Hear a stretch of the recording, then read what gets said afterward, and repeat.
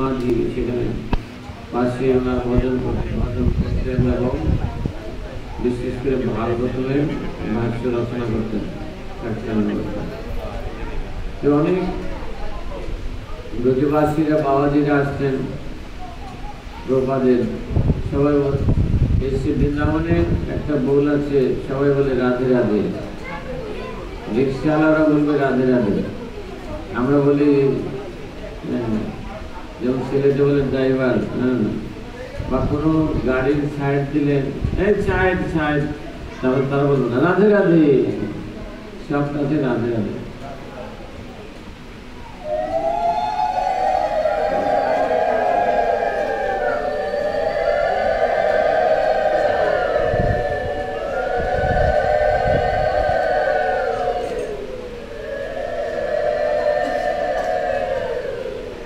তাই প্রভুপাদ যে কেউ যদি জিজ্ঞেস করতে রাধে রাধে, প্রভুপাদ বলেন হরে কৃষ্ণ,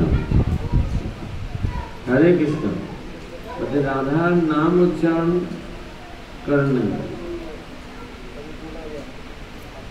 কেন?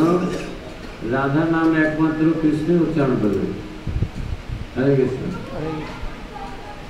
সেই জন্য কোন, যদিও পুরাণাদিতে কিছু ইনডাইরেক্ট বলা হয়েছে, ভাগবতমে তো পুরাণ রাধার নামই বলেন নাই। যেটা গৌড়ীয় আচার্য বা বৈষ্ণবরা যে গ্রন্থটা সমস্ত শাস্ত্রকে মন্থন করেছে, ভাগবত, রাধার নাম উল্লেখ করেন। কেন? সেখানে পরিচিত বলছে সুখদেব গোস্বামী তিনি রাধার তত্ত্ব, বিশেষ করে রাধা নাম উচ্চারণ করে উনি স্থির থাকতে পারতেন না, ওনার কণ্ঠ রুদ্ধ হয়ে আসত। যদিও দশম স্কন্ধে দ্বিতীয় ভাগে 30 অধ্যায় 28 শ্লোকে ওনার শ্রীমুখে বেরিয়ে আসছে অনায়া আরাধিতা ননম ভগবান শ্রী হরি ঈশ্বর।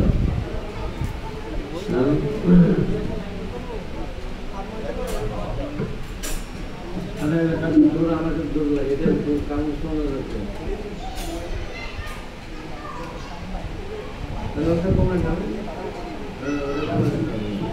হরে কৃষ্ণ।